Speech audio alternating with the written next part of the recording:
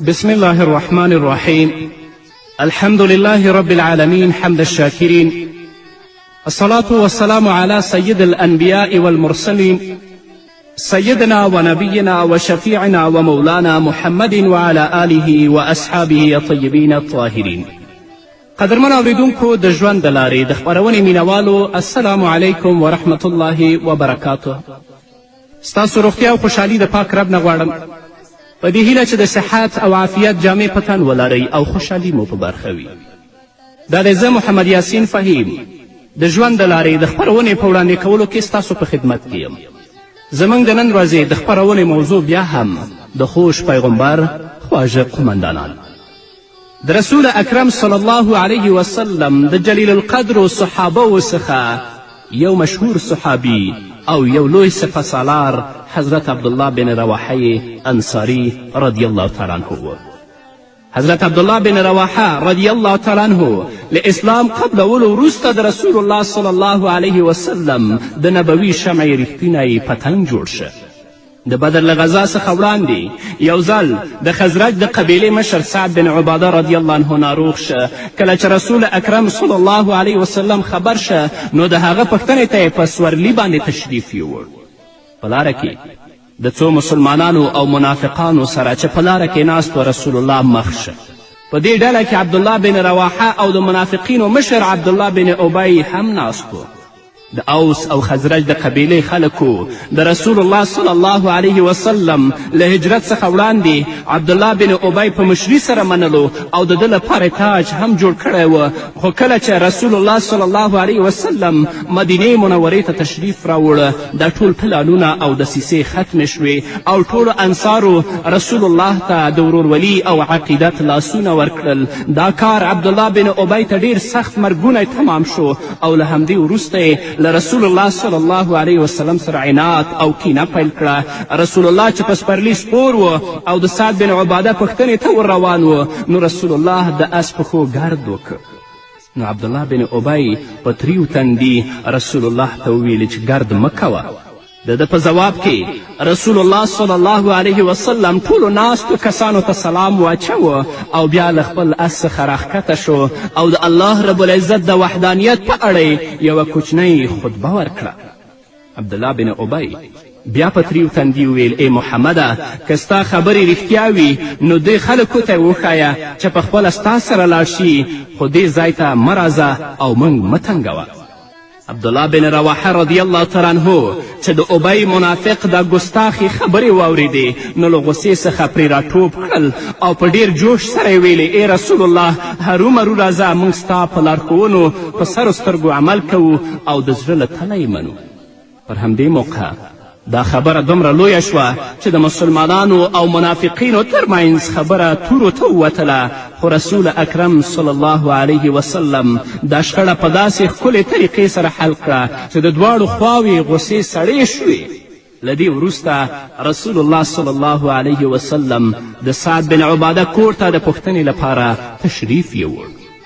د عبدالله بن رواحه رضی الله تعالی عنه همدا جوش او ولوله د رسول الله صلی الله علیه وسلم د مینې او محبت څرګنده ثبوت و چې د دې په ذریعه یې په نبوي دربار کې درجه لوړه شوه. عبدالله بن رواحه د اسلام له راوړلو وروسته په خپلو اشعارو کې کفارو ته د ګمراهي داسې پیغورونه ورکړل چې له شرمه به یې ښکته سرونه نیول. د ده په زړه کې هر وخت دا هیله وه چې خپل سر د اسلام په لاره کې قرباني کړي. له همدې امله به عبدالله بن رواحه په هره غذا کې تر ټولو په لومړي صف کې جنګېده او تر ټولو وروسته به د جنګ له ډګره راستنېده. د عبدالله بن رواحه رضی الله تعالی عنه تړاو د خزرج له قبیلې سره و. د پلار نوم رواحه او د مور نوم کبسه بنت واقد او مشهور کنیت ابو محمد عبدالله بن رواحه و.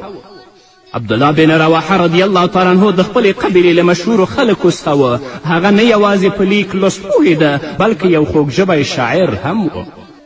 له دنیوي عزت او مرتبې سره سره الله رب العزت هغه ته سلیم عقل او فطرت هم وربخلی و. د عقبې له لومړي بیعت څخه وروسته چې د مدینې په ګوټ ګوټ کې د اسلام نغاره وډنګېده نو عبدالله بن رواحه رضی الله تعالی عنه پرته له کوم ځنډ څخه اسلام قبول که.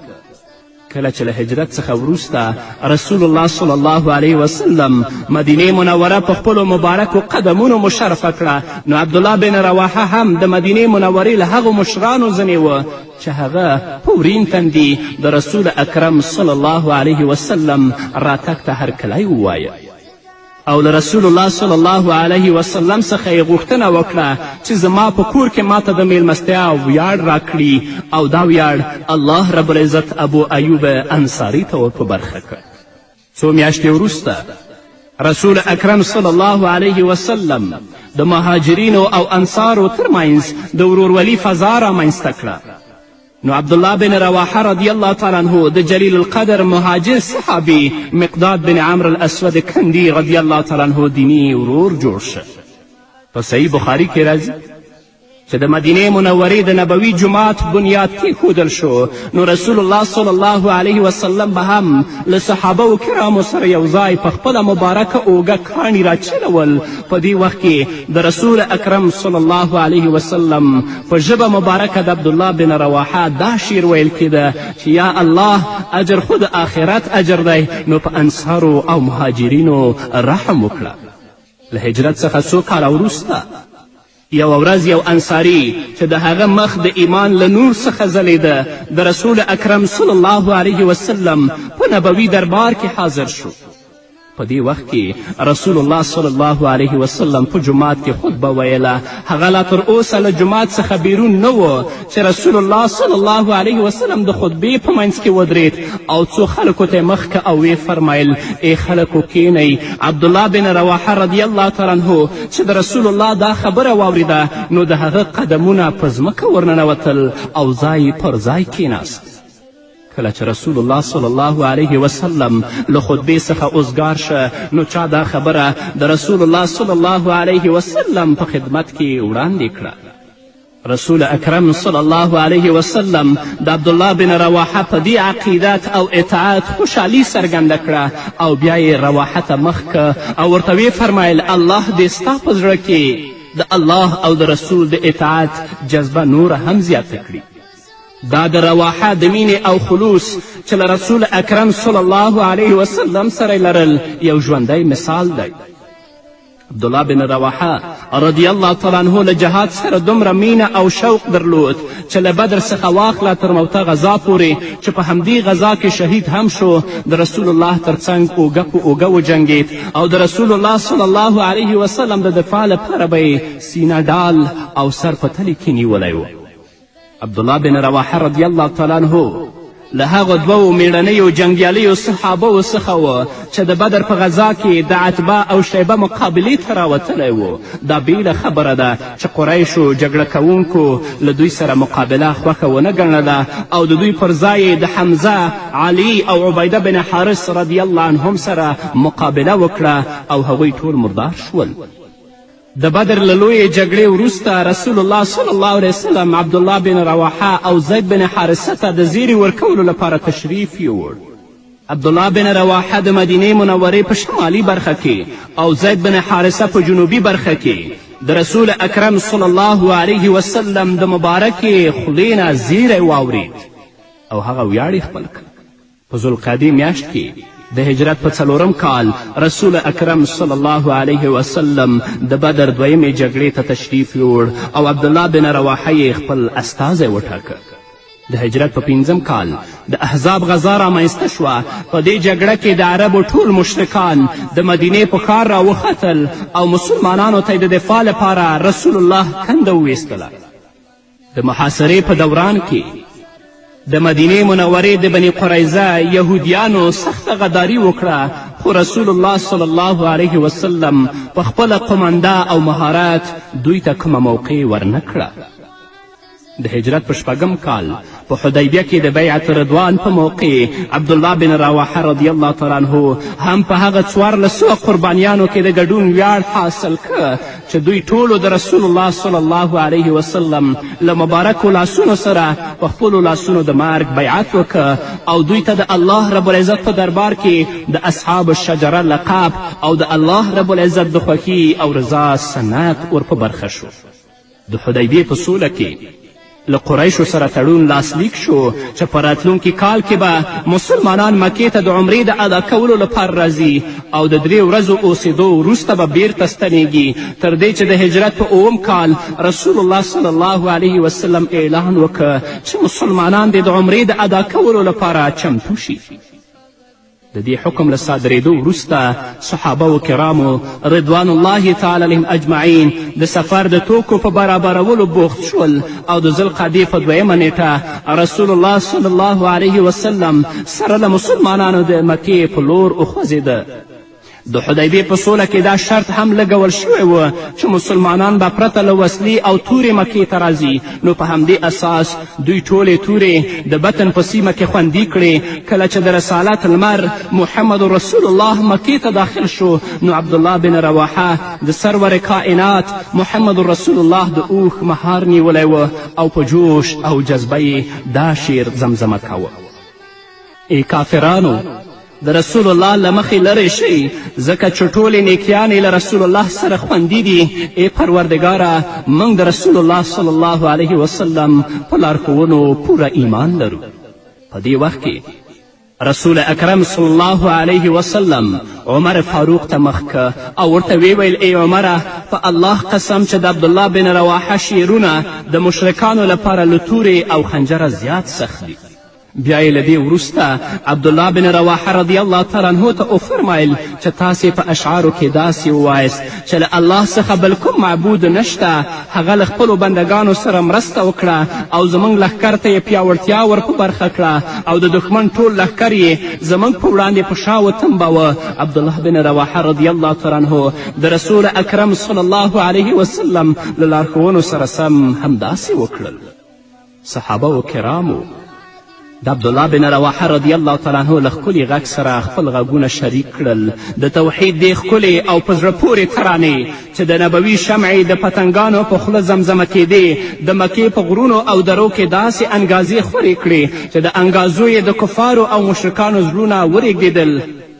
په کتاب الطبقات کې راځي چې کله حضرت زید، جعفر او عبدالله بن رواحه شهیدان شول نو رسول الله صلی الله علیه وسلم د دې 3 واړو لپاره د مغفرت او بخښنې دعا وکړه.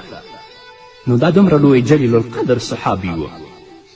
عبدالله بن رواحه د رسالت د دربار له هغو نږدې اشخاصو څخه و چې د رسول الله صلی الله علیه وسلم د قربانی لپاره به هر دم تیار سی ولاړ و.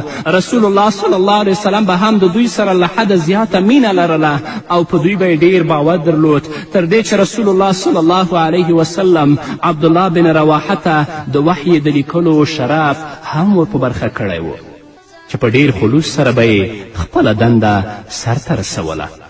نور به واورو قدرمنو اوریدونکو خو هغه د یوې دمې نه وروسته. عشق کې بیمار یما ناز په انتظار یما خدای نه امیدوار یما. عشق کې بیمار یما ناز په انتظار یما خدای نه امیدوار یما. شکر زار بکبر یو ځلې باز درځم ای نبی خیر الامم. شکر زار بکبر یو ځلې باز درځم ای نبی خیر الامم. ای نبی خیر الامم ساس می دا سترګو می غواړه ځان ته زر یما به تر څو. قدرمنو اوریدونکو بیا هم زموږ سلامونه او نیکې هیلې ومنئ. له دې پرته د رسول الله صلی الله علیه وسلم د دربار له 3 شاعرانو څخه هم عبدالله بن رواحه یوازینی کس و چې رسول الله صلی الله علیه وسلم به د اشعار په مینه اوریدل. یاده دې وي چې د عبدالله بن رواحه زیاتره اشعار د الله رب العزت د وحدانیت او د رسول الله صلی الله علیه وسلم د رسالت او ستاینو په اړه و. عبدالله بن رواحه په خپلو اشعارو کې مشرکانو ته پیغورونه ورکول او دوی به یې په دې خبره ملامتول چې تاسې ګمراهان یاست. د عبدالله بن رواحه رضی الله تعالی عنه اشعار د نننۍ ورځې شاعرانو لپاره لوی عبرت دی. دوی دې متوجه شي چې څنګه شعرونه لیکي او چاته ورکوي او څوک یې وایي. آیا د دوی په اشعارو باندې د مسلمانانو جذبې او احساسات لا هم پیاوړي کیږي؟ او کفار رټل کیږي یا د دوی په اشعارو باندې د مسلمانانو دیني او احساس او جذبې نور هم کمزوري کیږي او دوی فساد طرف ته مخ کوي. په یو روایت کې راځي چې رسول الله صلی الله علیه وسلم چې کله د احزاب له غزا څخه اوزګار شه نو صحابه ته وفرمایل له نن ورځې وروسته به کفار په تاسې د حملې کولو جرأت ونه کړي، ځکه چې د عبدالله بن رواحه رضی الله تعالی عنه اشعار پر دوی د نشتر او تورې په څیر ګزار کوي. رسول الله ته د عبدالله بن رواحه شعرونه دومره خوښ شوه چې په څو ځایونو کې به په خپله رسول الله صلی الله علیه وسلم د هغه شعرونه تکرارول. د تاریخ په کتابونو کې د عبدالله بن رواحه 50 اشعار خوندي پراته دي چې زیاتره یې په سیرت ابن هشام کې موجود دي او کولی شي چې هلته یې وګورئ. له رسول الله صلی الله علیه وسلم سره دومره مینه درلودله چې د رسول الله د مخ مبارک له زیارت څخه به هیڅ نه مړېده. یو ځل په یو شعر کې د رسول الله صلی الله علیه وسلم لور ته اشاره وکړه او د خپل زړه له جذباتو یې داسې څرګنداوی وکړه: ای رسول الله، که په تا کې د نبوت څرګندې نښې هم نه وی، د ستا د ځلیدونکي مخ مبارک نور هم ستا د نبوت او رسالت د زیري ورکولو لپاره بس او کافي و. د ده د قربانی او اطاعت دا یوه بیلګه ده چې د رسول الله صلی الله علیه وسلم له خولې مبارکې به کومه خبره واورېده هغه به یې په سر سترګو منله او له کوم شي به چې رسول الله منع فرمایله له هغې به یې قطعا پرهیز کاوه. یو ځل په خپله رسول اکرم صلی الله علیه وسلم د ده د جذباتو او اطاعت په اړه آفرین ووایه او د رواحه دې اطاعت ته یې دعا وکړه. عبدالله بن رواحه رضی الله تعالی عنه دومره پرهیزګار و چې له 5 لمنځونو پرته به یې نفلي لمنځونه هم ډیر په کثرت سره کول. د ده دا ورځنۍ دنده وه چې له کور څخه په وتلو او راوتلو به یې 2 رکعته لمونځ کاوه او په سخته ګرمي کې به هم نفلي روژې نیولې. یو ځل په یو سفر کې عبدالله بن رواحه رضی الله تعالی عنه له رسول اکرم صلی الله علیه وسلم سره ملګری و. په سفر کې د روژې د ماتولو اجازه شته. په دې سفر کې دومره ګرمي سخته وه چې د روژې نیول ډیر سخت و، خو رسول الله او عبدالله بن رواحه دواړو روژې نیولې وې. عبدالله بن رواحه رضی الله تعالی عنه د الله رب العزت له ذکر سره ډیره مینه درلوده. په مجلس او په ناسته کې به هر وخت د ده ژبه د الله رب العزت په ذکر لمده وه. له حضرت انس بن مالک رضی الله تعالی عنه څخه روایت دی چې عبدالله بن رواحه به چې د رسول اکرم صلی الله علیه وسلم له کوم صحابي سره مخ شه نو دوی ته به یې ویل: راځئ چې لږ ساعت خپل ایمانونه تازه کړو. یو ځل عبدالله بن رواحه یو بل صحابي ته وویل: راځئ چې د لږ وخت لپاره ایمان راوړو. هغوی ورته ځواب ورکه: آیا موږ مؤمنان نه یو؟ عبدالله بن رواحه رضی الله تعالی عنه ورته وفرمیل: بې شکه موږ مؤمنان یو، خو موږ باید د الله رب العزت ذکر وکړو چې ایمانونه مو نور هم زیات او تازه شي.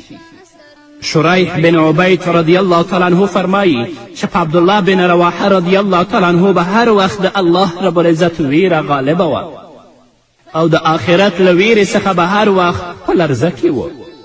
یو ځل عبدالله بن رواحه رضی الله تعالی عنه ناروغ و او د خپلې میرمنې په غیږ کې سر ایښی و چې سم د لاسه په ژړا شو. میرمن ته هم ژړا ورغله. عبدالله بن رواحه له خپلې میرمنې وپوښتل: ته ولې ژاړې؟ میرمنې ځواب ورکه: تاسې مې په ژړا ولیدلی نو ما ته هم ژړا راغله. عبدالله بن رواحه رضی الله تعالی عنه ورته وفرمیل: ما ته د الله رب العزت دا آیت را په زړه شو چې د هغه ژباړه دا ده: له تاسې څخه به هیڅوک ونه ژغورل شي، په دوزخ به هرومرو د هغه راتګ وي. دا خبره ستاسې د رب په وړاندې حتمي او ضروري ده. وان منکم الا واردوها. اوس زه نه پوهیږم چې آیا زه به له دوزخ څخه وژغورل شم او که نه، نو ځکه ژاړم. مشهور صحابي زید بن ارقم رضی الله تعالی عنه چې د عبدالله بن رواحه لرې ترکې ده، هغه په ماشومتوب کې یتیم شوی و او عبدالله بن رواحه پاللی او روزلی و. د موته په غذا کې زید بن ارقم رضی الله تعالی عنه له عبدالله بن رواحه سره ملګری و. له ده څخه روایت دی، فرمایي چې عبدالله بن رواحه چې کله د موتې غذا لپاره روان شو نو زه یې هم له ځان سره شاته په کجاوه کې کینولم. موږ ټوله شپه سفر وکه. ما اوریدل چې هغه به په جذبه او په سوځونکي آواز دا شعرونه زمزمه کول: ای زما اوښې، کله چې تا موږ له میداني سیمې څخه د 4 ورځو تر واټنه ورسولو نو خپل فرض او دنده دې په ځای راوړه. ای الله ته د لوی شان او د دبدبې څښتن یې او ته له هر عیب څخه پاک یې. ما خپل کور ته بیرته مستنوه، ما ته شهادت په برخه که. زید بن ارقم وایي ما چې کله د ده له خولې دا شعرونه واورېدل نو سخت ژړا ونیولم. نو عبدالله بن رواحه راته مخ که او وی فرمایل ای ناپوهه تا ته به څه زیان وي چې الله رب العزت ما ته شهادت را په برخه کړي او ته زما کورنۍ ته زما کجاوه ویسي. او همداسې شه چې په دې غزوه کې الله رب العزت هغه بیرته خپل کور ته راستون نه که، همالته شهید شه. سرور کائنات محمد رسول الله هم له عبدالله بن رواحت سره ډیره مینه درلودله او هر وخت به یې پرې د رحمت او شفقت سوری کاوه. یو ځل سخت ناروغ شه، تر دې چې بېهوشه شه، نو رسول الله صلی الله علیه وسلم یې پوښتنې ته تشریف یوړ او د ده تر څنګ کېناسته او دا دعا یې ورته وکړه ای الله که رواحه مرګ ته نږدې وي نو آسانه مرګ ورکړه، او که مرګ ته نږدې نه وي نو یا الله شفا ور په برخه کړه. د عبدالله بن رواحه رضی الله تعالی عنه